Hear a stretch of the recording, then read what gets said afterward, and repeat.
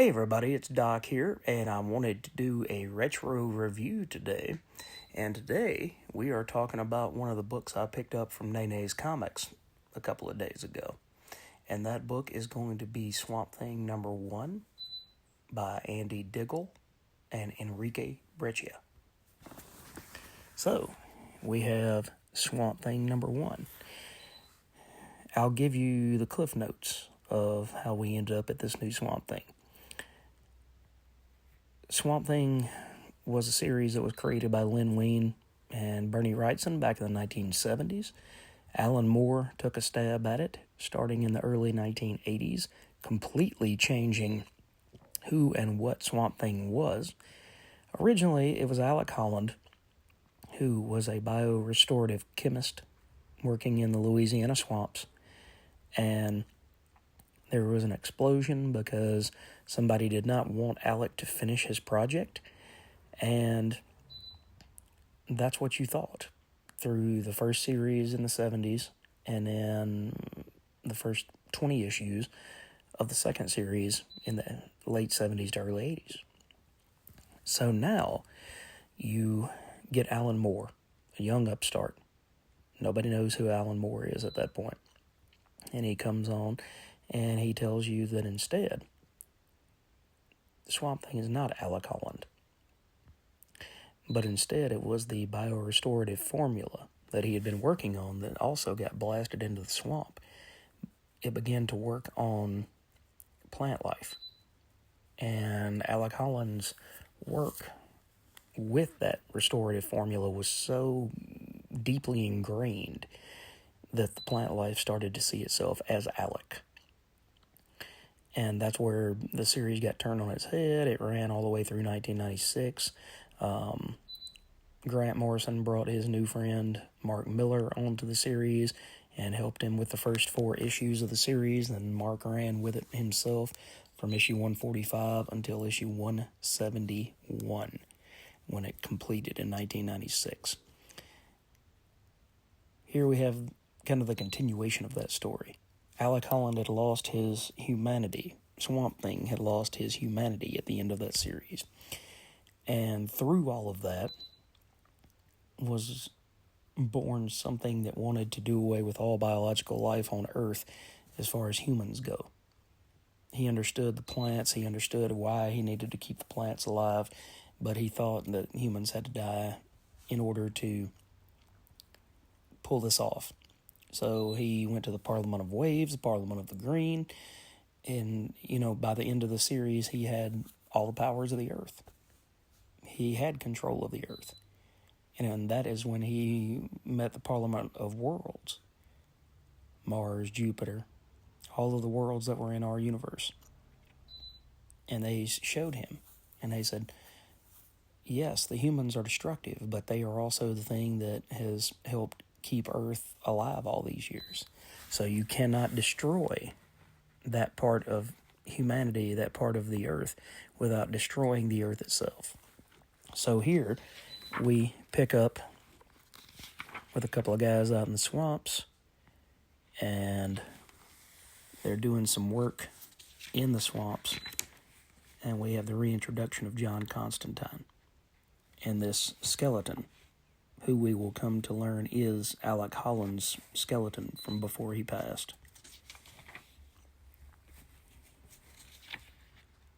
And as a young guy, when did this come out? This is May of 2004. So it came out in April of 2004. So this book is 21 years old. As a younger guy, 21 years ago, that would put me right about 21, 22. I ate this stuff up. I had just found a few years before the trades of the Saga of the Swamp Thing books that Alan Moore, Stephen Bissett, John Totalbaum, Rick Vetch, and all of those guys had created. And I couldn't get enough of this stuff. It was heady stuff and stuff that made you think. And I was excited because when I read this first issue, Andy Diggle came out swinging. I thought it was an absolute, almost perfect issue. We get to see all of the characters that you know and that you love. You get to see Constantine still jerking Alec Holland around. You get to see Tefe. You get to see Abby. Abby is going out into the mountains with a guide to try to find her husband, Alec, and talk to him and try to talk some sense into him. Meanwhile, you get Tefe out here who is being warned that the Green and that her father himself is going to go out and try to kill her. So it's blowing her mind what is going on through here. You still have the skeleton of Alec Holland, and he's talking to Constantine. And by the way, if they wanted to set this book up as a horror book, Enrique Breccia was the perfect artist for this book. It set the tone perfectly. The colors and the lights and the shadows just melded all together with Andy Diggle's script to make it one of the strongest #1 books that I think I've ever read. And he's reminding Alec of who he is and who he was not.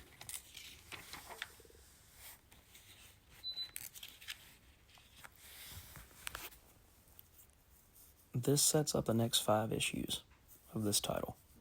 And then unfortunately Andy Diggle leaves. I was really looking forward to somebody having a really long run, and I hated to see him go. Will Pfeiffer came on for a 2-issue arc after this, and then, where did the 2-page spread go that was really, really awesome that Breccia did of Alec? It's in here somewhere. There it is. And Abby makes the comment, and she says, I know marriages are supposed to be difficult and uphill, but this is ridiculous. And what had happened, her guide, Joe, had been guiding her up the mountain. And then she said, he said, wait a minute, I've gone up this mountain 100 times. This cliff face has never been here.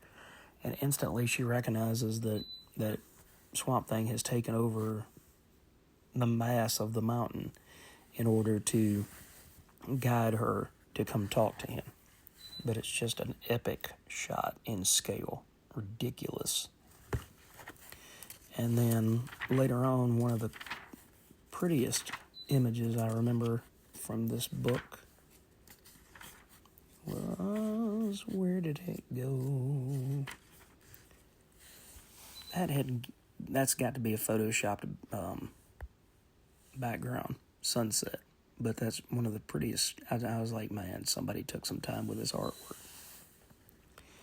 So, anyway, by the time this thing is finished, this particular issue, because that's the only one I'm talking about right now, by the time that this issue is finished, we have all the players in place. We have Abby about to talk to Swamp Thing minus Alec's humanity.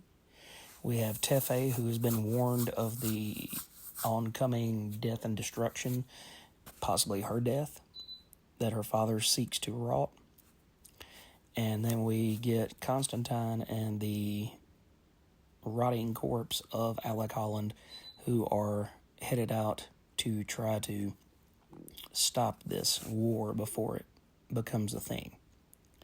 So like I said, if you've never read this title, I would start with the Alan Moore stuff from back in the 80s. You can find it in trade paperback. You can try and find it in absolute form.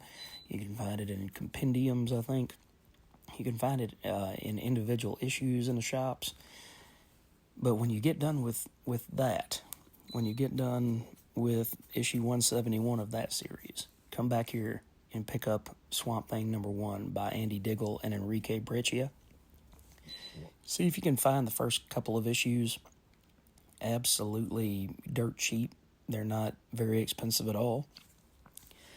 I had issues 2 through 6, but I was missing issue 1, and I just happened to swing through the shop the other day and find it. So I was ecstatic. It had a little bit of damage. I don't know if you guys can see or not. A little bit of crease in there from somebody had put it in the bag and board wrong. But other than that, it was an absolute perfect shape. So, just wanted to give you guys an overview of this and let you know that if you missed out on this way back in 2004, This series is absolutely worth a read and absolutely worth your time. There you go, guys. There is your retro review on Swamp Thing Issue 1. Take care, guys. We'll catch you in the next video.